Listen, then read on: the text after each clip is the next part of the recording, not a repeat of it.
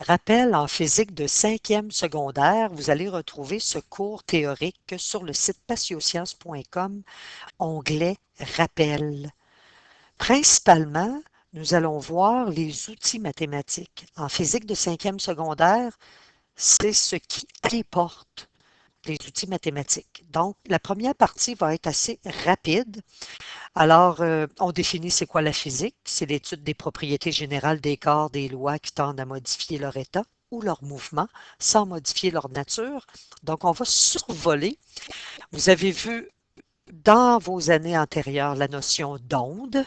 Alors, une onde, c'est une perturbation. N'ayez crainte, nous allons aller vraiment en profondeur dans ces notions-là, dans le cours de 5e secondaire en physique. Alors ça, c'est le rappel de tout ce que vous avez vu ou que vous étiez supposé voir en première, deuxième, troisième et quatrième secondaire. Alors, une onde est une perturbation qui se propage dans le vide ou dans un milieu contenant de la matière. Une onde transporte de l'énergie d'un point à un autre sans emporter de matière. Donc, c'est ce qui est important de retenir. Alors, nous avions les types d'ondes, les ondes mécaniques. Qu'est-ce qu'on retenait des ondes mécaniques? Elles ont besoin d'un milieu pour se propager. Exemple, le son dans l'air. Il a besoin d'un support, les molécules d'air.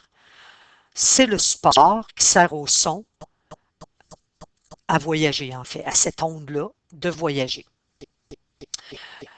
Donc, lorsque nous sommes dans l'espace, donc dans des films, par exemple, de science-fiction et qu'on entend les explosions, c'est pas représentatif de la réalité parce qu'il n'y a pas d'air. Donc, le son, lui, a besoin d'un support pour voyager. Il voyage dans du métal, il voyage dans l'eau, etc. Donc, une vague a besoin d'eau. Nous avons les ondes sismiques pour la Terre. Donc, ce sont des ondes mécaniques. Nous avons les ondes électromagnétiques. C'est des ondes qui n'ont pas besoin d'un milieu matériel. Elles peuvent se déplacer dans le vide. Nous avons par exemple le Soleil, les rayons ultraviolets du Soleil. Alors, ça traverse une partie de l'univers et on n'a pas besoin d'avoir d'air, on n'a pas besoin d'avoir un support pour qu'elles puissent, ces ondes-là, se propager. On a aussi les ondes radio, donc la lumière, les rayons X, etc. Nous allons voir le spectre électromagnétique dans quelques instants. Nous avons les ondes qui peuvent être transversales ou longitudinales. Comme je l'ai mentionné tantôt, nous allons voir ces notions-là plus en profondeur, mais c'est juste un rappel pour ceux qui l'auraient vu. Alors, on va juste vous faire un rappel de ce type d'ondes. Alors, les ondes transversales, c'est que la perturbation, ici, elle est identifiée par les coups que nous donnons vers le haut et vers le bas avec la main. Alors, la perturbation, elle est perpendiculaire au déplacement. Donc, imaginons une corde. Nous allons le faire même en classe, cette petite démonstration. Alors, imaginons une corde. Si nous donnons des coups vers le haut et vers le bas, nous allons avoir un déplacement de l'onde, ici le long de la corde, qui est perpendiculaire à la perturbation. Donc, le déplacement va se faire perpendiculairement à la perturbation. Les ondes donc si on voit un exemple, la propagation, alors on voit que la perturbation est perpendiculaire et l'onde se déplace perpendiculairement, donc son déplacement est perpendiculaire à la perturbation. Nous avons par la suite les ondes longitudinales. Alors ici, la perturbation est parallèle à la direction de la propagation. On fait une simulation ici avec le slinky, avec le ressort. Alors, on peut tirer, on peut pincer le ressort. Donc, lorsqu'on pince, c'est la perturbation. Et nous allons voir, donc, si on pince et qu'on relâche, alors le ressort va faire un mouvement dans le même sens, en fait, parallèle à la perturbation. Alors, ça aussi, vous allez pouvoir le visionner en classe. Les caractéristiques d'une onde, ce qui est associé à l'onde, alors nous avons la longueur d'onde qui représente, elle est en mètres, la longueur d'onde, qui est représentée par la petite lettre grecque lambda. Alors, ça représente la longueur d'un cycle complet. Un cycle, c'est lorsqu'on part d'un point de départ et qu'on revient au, à la même hauteur, au même, euh, au même endroit, mais décalé sur l'onde. Alors, voici une longueur d'onde. Mais on pourrait aussi représenter la longueur d'onde. Je pars de ce point-là et voilà, je fais un cycle complet. C'est aussi une longueur d'onde. Même chose ici, je peux partir de cette position et je fais un cycle complet ici. Alors, on parle de longueur d'onde. On peut parler aussi d'amplitude. Alors, c'est la hauteur ici que nous retrouvons. Donc, vous savez, l'amplitude qui est souvent notée par la lettre A. Et nous allons parler de notions de fréquence et de période qu'on peut calculer à partir de ces informations-là, la longueur d'onde et le temps, si on nous donne un temps, bien entendu. Alors, la longueur d'onde, lambda, correspond à la longueur d'un cycle complet. Pour la calculer, on va voir d'autres formules, mais antérieurement, ce que vous aviez vu, c'est qu'on prend la distance totale qu'on divise par le nombre de cycles. Ça va nous donner une longueur d'onde et une longueur d'onde, ça s'exprime en mètres. Donc, la longueur d'onde, elle est en mètres. Normalement, dans le système international, c'est l'unité du système international. La fréquence, ça correspond au nombre de perturbations par unité de temps. Alors, la fréquence, l'unité, c'est le Hertz. Alors, la formule, c'est bien entendu le petit f ici, là. Donc, nombre de cycles divisé par le temps total. C'est la formule qui nous permettait de calculer les fréquences. Bien entendu, je le répète, nous allons avoir en 5e secondaire en physique d'autres formules nous permettant de calculer la fréquence. L'amplitude correspond à la hauteur maximale atteinte par l'onde. On l'a visualisé tout à l'heure. La période, c'est l'inverse de la fréquence. Alors, si on voit la fréquence, c'était le nombre de cycles divisé par le temps total, mais la période, c'est le temps total divisé par le nombre de cycles. En fait, si on retourne sur notre onde, alors lorsqu'on parlait de fréquence, alors la fréquence, c'était tout simplement euh, le nombre de perturbations produites par unité de temps. Alors, c'est combien de cycles je suis capable de faire, par exemple, par seconde. Donc, dans ce cas-là. Alors, la fréquence, j'aurais ici, j'ai une, deux, j'ai deux cycles. Donc, la fréquence serait 2 divisé par, euh, en fait, une seconde, dans ce cas-là. Donc, ça correspondrait à 2 Hertz. 2 divisé par 1 donne 2. Donc, la fréquence, en fait, c'est le nombre de cycles que l'onde est capable de faire en une seconde. En fait, la fréquence, si c'est de taper dans les mains, supposons qu'une personne tape dans les mains, alors c'est le nombre, c'est toujours des perturbations. La perturbation, c'est de taper dans les mains. Donc, c'est le nombre d'applaudissements par seconde, par exemple. Donc, ça, on se ramène par seconde pour que ça puisse nous donner des hertz. Pour ce qui est de l'inverse, la période, c'est dans une seconde, combien de cycles, pardon, lorsque vous prenez la période, c'est le temps total divisé par le nombre de cycles. Donc, ça va nous donner le temps que ça prend pour faire un cycle. Donc, en bout de ligne, ça va nous donner le temps que ça prend pour faire un cycle. Alors, on va voir que la période, en fait, c'est simplement un temps en secondes. Donc, je reviens à ma fréquence. Alors, le Hertz, c'est le nombre de cycles sur le temps total. Le temps, normalement, il est en secondes pour avoir par définition des hertz. Des hertz, c'est des 1 sur seconde. On dit que ce sont des secondes à la moins 1. Et des secondes à la moins 1, ça correspond à des hertz. À l'inverse, bon, l'amplitude, on l'a vu tantôt. À l'inverse, la période, temps sur nombre de cycles. Alors, ce sera des secondes, simplement. Donc, l'unité de la période sera le temps. Maintenant, lorsqu'on dit que la période est l'inverse de la fréquence, en mathématiques, lorsque deux variables sont l'inverse l'une de l'autre, on peut l'inscrire de cette manière. Alors, la période est égale à l'inverse de la fréquence. Même chose, la fréquence est l'inverse de la période. Donc, si vous connaissez, par exemple, la fréquence et qu'on vous demande de calculer la période, vous pouvez tout simplement faire 1 divisé par la fréquence et vous allez obtenir la période. Nous avons par la suite le spectre électromagnétique. Alors, vous avez ici le spectre. Nous avons la partie du visible ici.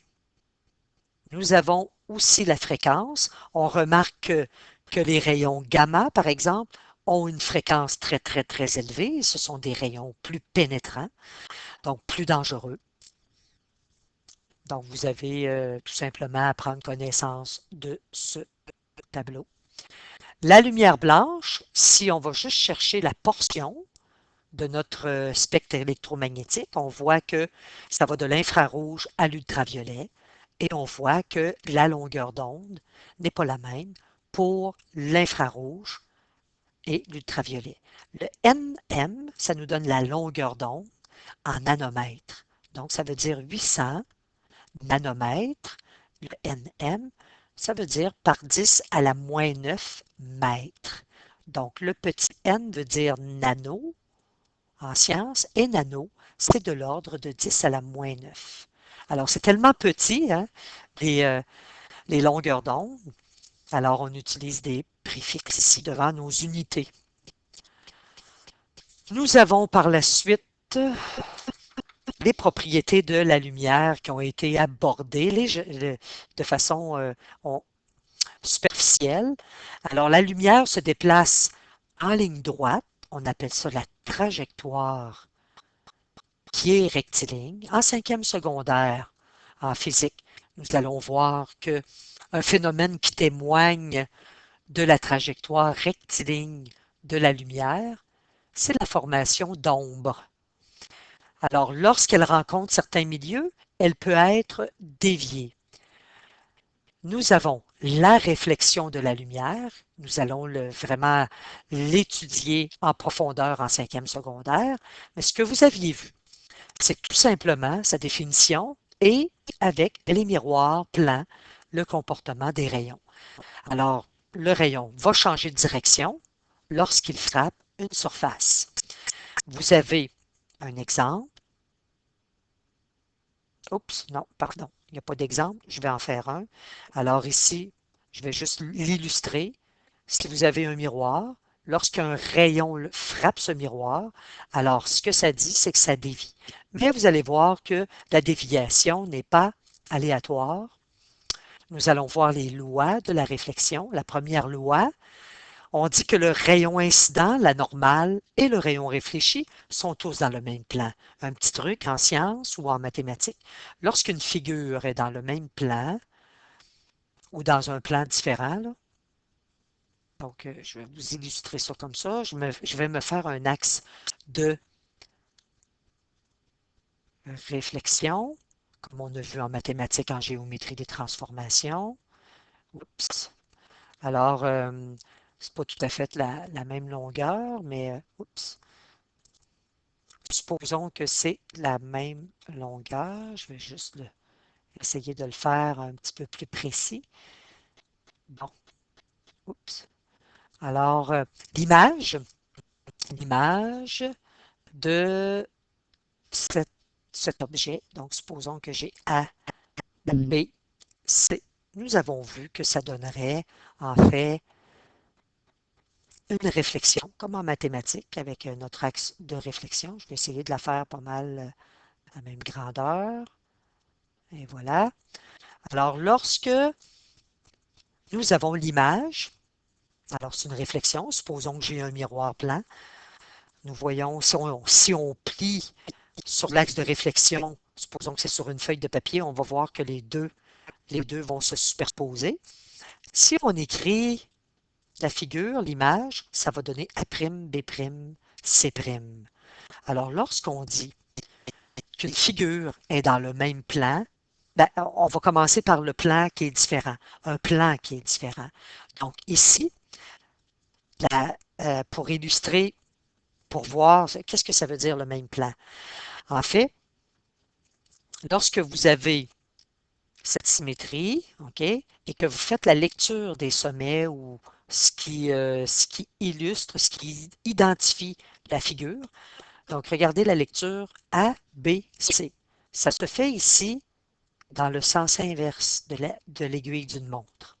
Si je fais la lecture ici, A', B', C', voyez-vous, ça s'en va dans le sens des aiguilles d'une montre. Voyez-vous, le sens n'est pas le même. À ce moment-là, lorsqu'on fait la lecture des sommets d'une figure, par exemple, et que c'est inverse l'un par rapport à l'autre, alors c'est pas le même plan. Alors, l'objet et son image, c'est pas dans le même plan. Par contre, qu'est-ce qu'on dit par rapport à la première loi de la réflexion? C'est que le rayon incident, la normale et le rayon réfléchi sont dans le même plan. Alors, c'est illustré ici. Autrement dit, entre guillemets, du même côté. Vous avez le rayon incident, vous avez le rayon réfléchi et vous avez la normale, sont dans le même plan. La deuxième loi de la réflexion, c'est que vous avez que l'angle d'incidence, il est égal à l'angle de réflexion. Alors, c'est ce que nous avions vu, peut-être de façon en survol, dans les années antérieures. Un miroir plan permet d'obtenir un type d'image qui est l'image virtuelle d'un objet. Voici une image virtuelle du poisson. Le miroir, c'est comme un axe de réflexion en mathématiques. Donc, on voit que l'image, elle est lorsqu'on prend des points sur l'objet, alors les points par rapport au miroir sont équidistants si on les compare à la distance que nous retrouvons au niveau de l'image. Alors, c'est une image ici qui est virtuelle. En fait, ça ne nous dit pas grand-chose. En fait, on le retient, on peut obtenir avec les miroirs, dépendamment de leur courbure, on peut obtenir deux types d'images, l'image virtuelle ou l'image qui est réelle. Alors ici, c'est une image virtuelle. On va voir qu'elle est obtenue par le prolongement des rayons qui sont réfléchis. On va voir ça en 5e secondaire en physique. La réfraction de la lumière, c'est un autre phénomène lumineux. Par contre, ici, on avait un changement de direction de la lumière, mais lorsqu'elle passait d'un milieu transparent à un autre. C'est ce que nous avions. Alors ici, un exemple, un milieu 1, ici ça pourrait être l'air, et un milieu 2 qui est l'eau. On remarque que l'angle de réfraction, l'angle d'incidence, n'est pas égal à l'angle de réfraction parce que les deux milieux sont différents. Il y a un rayon incident, un rayon réfracté et non réfléchi, hein, il ne rebondit pas, il passe vraiment à travers le milieu transparent. Alors ici, la séparation, on appelle ça le dioptre. Alors c'est ce qu'on voit. Alors on a que le milieu, donc ici, on peut avoir un comportement. Vous allez voir la notion d'indice de réfraction en 5e secondaire. Alors on peut voir que dans certains cas, l'angle d'incidence est plus grand que l'angle de réfraction. Mais dans d'autres cas, on peut voir l'inverse. Et faites attention, la mesure des angles est toujours faite par rapport à une normale, jamais par rapport à une surface. Alors ici, θi, on peut observer par rapport à θr, c'est plus grand. Donc, on va expliquer ces phénomènes-là en physique. Les lentilles convergentes ont été abordées, ainsi que les lentilles divergentes. Alors, de quelle façon on illustre la lentille qui est convergente? Alors, on voit ici qu'elle est mince aux extrémités, bombée au centre, et qu'elle fait converger les rayons lumineux en un point qu'on appelle le foyer. La lentille divergente, elle, c'est le prolongement. Alors, si je fais le prolongement des rayons qui ont été réfractés, je vais faire le prolongement. Alors, si je fais le prolongement, on va voir que donc, on va voir que il y a un point de rencontre. Bon, je vais essayer d'être droite. Donc, un point de rencontre, mais qui est devant la lentille, sur l'axe principal. Donc, si je prolonge chacun des rayons qui ont été réfractés, et voilà, le point de rencontre, il est devant, contrairement à la lentille qui est convergente. On avait vu les forces et les mouvements. On avait abordé cette notion-là rapidement en ST-STE. Donc, ça, c'est pour la formule ici, vitesse qui est égale à la distance sur le temps pour les mouvements où la vitesse est constante. On peut utiliser cette formule. Alors, les unités, la vitesse est en mètres par seconde. Vous avez la distance qui est en mètres et l'intervalle de temps qui est en secondes. Si la vitesse, toutefois, n'est pas constante, alors on parle de vitesse moyenne à ce moment-là. On peut prendre la distance totale et la diviser par le temps total. La notion de force et ses caractéristiques, nous avions parlé du poids. Donc, on avait vu le poids en quatrième secondaire qui est en lien avec l'accélération gravitationnelle. On avait vu que la force s'exprime en newton. On avait vu aussi que la force gravitationnelle dépend de la masse. On avait même fait un laboratoire en lien avec cela. Alors, on va voir la formule. La relation entre la masse, on n'oublie pas que la masse, c'est une quantité de matière. Quantité de matière. Le poids, lui, c'est lui qui varie. Alors, la masse, quelle que soit la position, si vous êtes sur la Lune ou sur la planète Terre, vous avez la même quantité de matière. Par contre, c'est le poids qui varie. Pourquoi? Parce que le poids, lui, est fonction de la masse et de l'accélération gravitationnelle ou de l'intensité du champ gravitationnel de la planète ou de l'astre sur lequel on se retrouve. Alors, ça relie tout simplement la masse, l'accélération gravitationnelle, donc on les multiplie ensemble et ça nous donne le poids. Alors, pour avoir des newtons, ça nous prend vraiment une masse en kilogrammes et une accélération gravitationnelle en mètres par seconde carrée. Donc, c'est ce qui va nous donner la correspondance correctement des unités. Ensuite, la force efficace, nous l'avions abordée avec différentes mises en situation, traîneaux, boîtes que l'on tirait. Ce qu'il faut retenir, en fait, c'est la force qui est parallèle. Donc, la force efficace, c'est la force qui était parallèle au déplacement. Souvent, on utilisait nos outils de trigonométrie. Alors, on utilisait bien souvent, dans certains cas, le cosinus. Alors, vous avez la force appliquée, mais qui est pas parallèle au déplacement, multipliée par le cosinus de l'angle, donc l'angle qui est formé entre la corde, par exemple, et l'horizon. On va voir une illustration. Alors ici, nous avons un, un angle. Alors, nous avons un angle de 30 degrés. Nous avons une force ici de 50 newtons. Alors, si nous voulons calculer le déplacement est dans ce sens-là, si nous voulons calculer la force efficace, c'est celle-ci. C'est celle qui est parallèle au déplacement. Alors, qu'est-ce qu'on fait? Tout simplement, c'est de la trigonométrie. Nous avons notre triangle rectangle, nous avons notre angle ici. Alors, nous allons appliquer simplement la formule. Si nous voulons trouver, en fait, l'adjacent, nous voulons trouver la valeur ici, qui est la force efficace. Nous connaissons l'angle, nous connaissons l'hypoténuse. Il s'agit tout simplement d'utiliser, dans ce cas-ci, le cosinus. Alors, avec le cosinus de l'angle, nous avons que ça correspond à quoi? Le côté adjacent, donc qui est la force efficace, divisé par la force avec laquelle on tire sur la corde. Alors, vous voyez d'où vient la formule de la force efficace. Lorsqu'on isole, ça nous donne la force efficace qui est égale à la force qui, elle, est multipliée par le cosinus de l'angle. Ce n'est pas tout le temps des cosinus que nous allons utiliser. Dans certains cas, ce sera un sinus, mais il faut trouver, en fait, vraiment là, la force qui est parallèle au déplacement. Alors, on continue.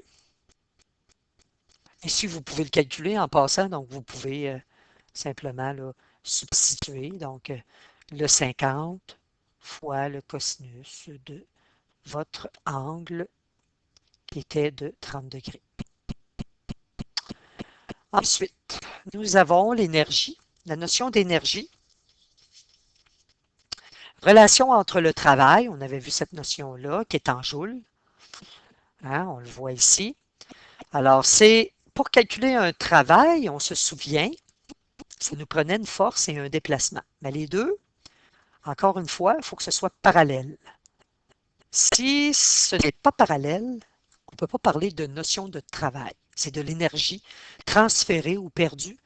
Donc, on ne peut pas parler de cette notion-là si on n'a pas que la force est parallèle au déplacement.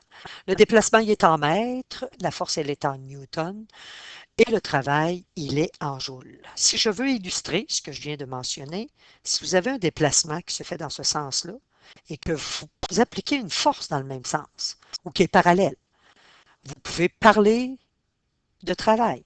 Par contre, si vous avez un déplacement qui se fait dans ce sens-là et une force qui va vers le haut, donc une force qui va vers le haut, donc si j'ai une force, je vais juste l'illustrer correctement, donc un déplacement, mais une force ici qui est perpendiculaire.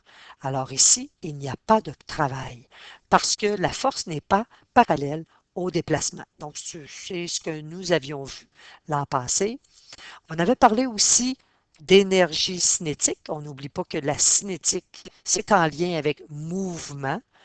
Alors, pour avoir de l'énergie cinétique, nous avons un mouvement. Et si nous avons un mouvement, nous avons donc une vitesse. Alors, c'est en lien avec la vitesse. Plus la vitesse est élevée, plus le corps en mouvement possède de l'énergie cinétique. On fait attention aux unités en physique, hein? Alors, c'est le kilogramme pour la masse. La vitesse, elle est en mètres par seconde parce que si on ne respecte pas ces unités-là, l'énergie ne sera pas équivalente, ne sera pas en joules.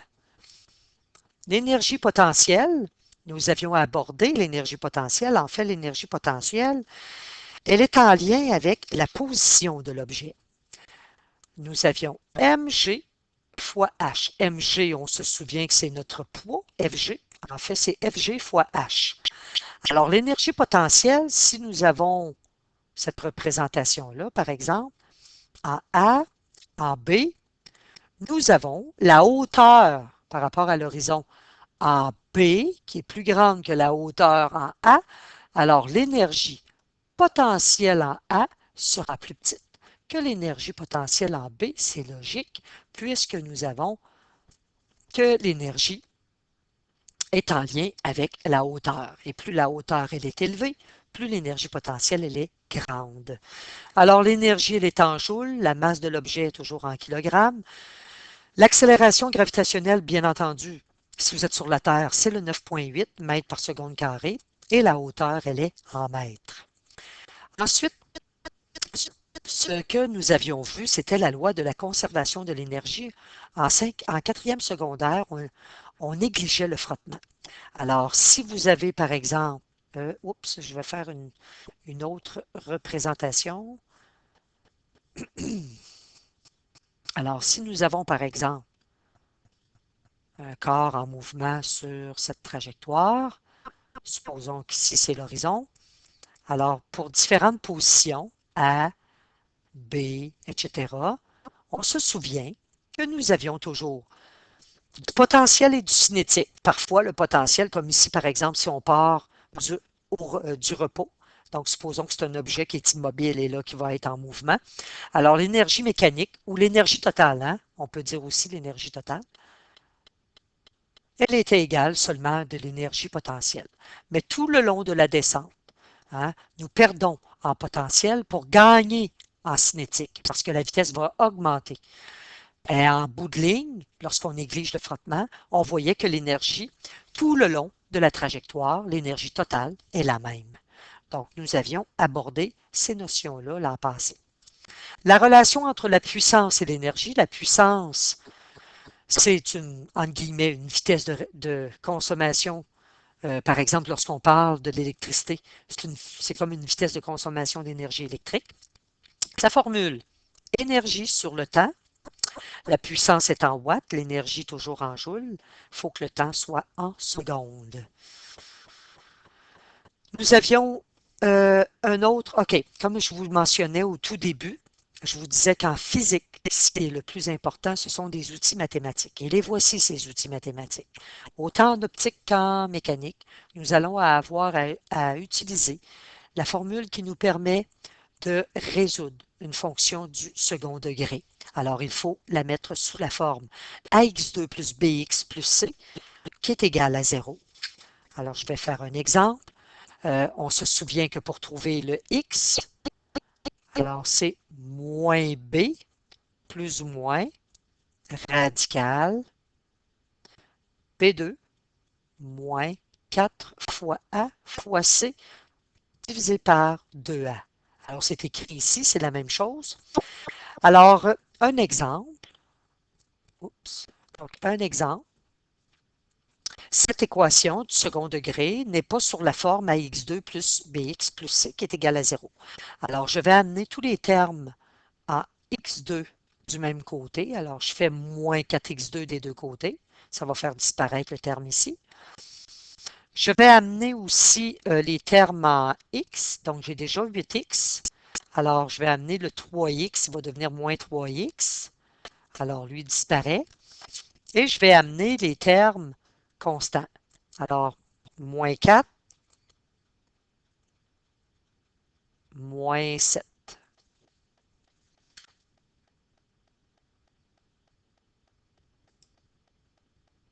Alors, la forme que nous obtenons, ici, c'est égal, ici, c'est égal à 0. Alors, ça nous donne comme équation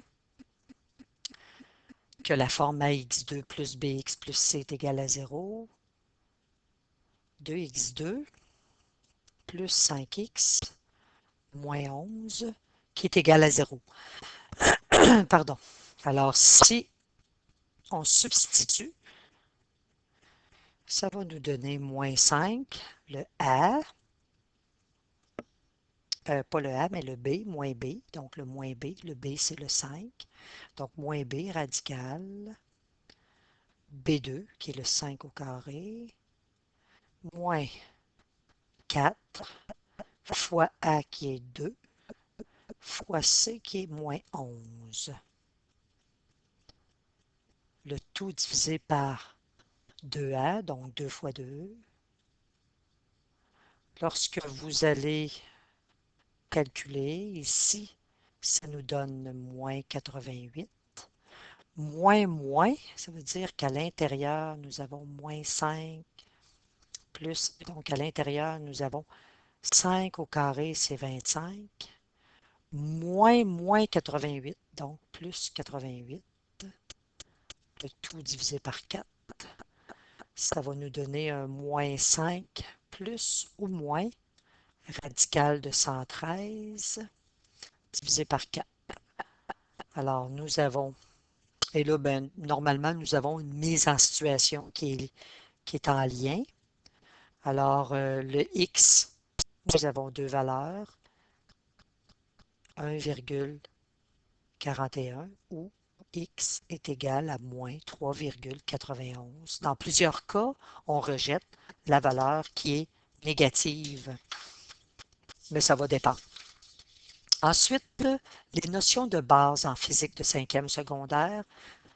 Les notions de trigonométrie, très importantes, ces notions. Alors, le sinus d'un angle, pour un triangle rectangle, vous avez le côté opposé sur l'hypoténuse. Vous avez, pour le cosinus, le côté adjacent sur l'hypoténuse. Vous avez plein de petits trucs qui existent pour les retenir, ces formules-là, pardon. La tangente, vous avez l'opposé sur l'adjacent. Donc, vous avez le petit truc 4 oiseaux que vous pouvez retenir. Alors, nous avons notre triangle rectangle. Alors, on a vu que le sinus de l'angle, c'était l'opposé sur l'hypoténuse. Le cosinus, c'était l'adjacent sur l'hypoténuse. Et la tangente, c'était l'opposé sur l'adjacent. Il y a une notion aussi, ce n'est pas dans votre document, mais on va l'ajouter. Vous avez de la place à droite à un outil mathématique qui est très, très, très, très utilisé en physique. C'est la loi des proportions. La loi des proportions. Notre théorème de Thalès de Millet. Donc, loi des proportions qui dit que A sur B est égal à C sur D. Si j'ai ça, cette égalité-là, alors je peux faire plein de choses. AD est égal à ce moment-là à BC, produit des extrêmes est égal au produit des moyens. On utilise cet outil-là beaucoup en sciences. On pourrait aussi permuter ici soit les extrêmes ou les moyens entre eux. Donc ici, je laisse le B ici, mais je vais envoyer le A ici. Et ça ne brise pas l'égalité. Donc, que ce soit les extrêmes ou les moyens. On pourrait aussi mettre les numérateurs à la place des dénominateurs et vice-versa. Et ça ne brise pas l'égalité. En fait, on peut faire plein de... Il y a plein de possibilités et on peut les utiliser dans le cas, par exemple, des figures qui sont semblables. Vous allez voir que dans l'étude de la notion d'ombre, de pénombre, vous allez utiliser beaucoup la loi des proportions. Alors ici, j'ai deux triangles. Je pourrais utiliser pour résoudre une situation. Donc, supposons que le grand triangle, j'ai A, B, C. Et ici, j'ai E, D. Alors, s'il nous manque une mesure, on peut la trouver si on a trois autres mesures données et on applique la loi des proportions, simplement. Donc, on voit le petit triangle et on voit le grand triangle. Donc, ça sert beaucoup en physique. Bien entendu, la fameuse loi de Pythagore. Ça, c'est la base en physique. Il faut être capable de l'utiliser. Et pour un triangle quelconque, la loi des sinus peut nous aider à résoudre quelques situations. Vous avez par la suite, donc ça, c'est le triangle quelconque. Alors, pour illustrer, en fait, la loi des sinus. Vous avez par la suite des petits rappels géométriques très, très, très importants en sciences, en physique. Nous avons que les angles alternes internes sont congrus, sont égaux. Donc, alterne, interne. Donc, à l'intérieur, lorsque vous avez deux parallèles qui sont coupés par une séquence, vous avez des angles alternes internes qui sont congrus. Vous avez aussi, je ne l'ai pas ajouté, mais vous pouvez l'ajouter à droite dans votre document lorsque vous avez deux parallèles et une séquence qui coupe. Nous avons aussi les angles opposés par le sommet qui sont congrus. Alors, ce sont des outils très importants, je le mentionne encore une fois, en physique. Les angles alternes externes sont égaux eux aussi. Alors, j'ai toujours mes deux parallèles, la séquente. Alors, les angles qui sont, cette fois-ci, en dehors de mes deux parallèles, donc externes, mais qui alternent, sont congrus. Et nous avons les angles qui sont correspondants. Alors, j'ai toujours mes deux lignes parallèles, la séquente, alors les angles correspondants sont congrus. Alors, ça termine le rappel pour la physique de 5e secondaire. C'est principalement des outils mathématiques que nous allons avoir besoin. Si vous avez des questions, vous pouvez les poser sur le Facebook de Patiosciences. Vous pouvez aller voir ce cours sur patiosciences.com.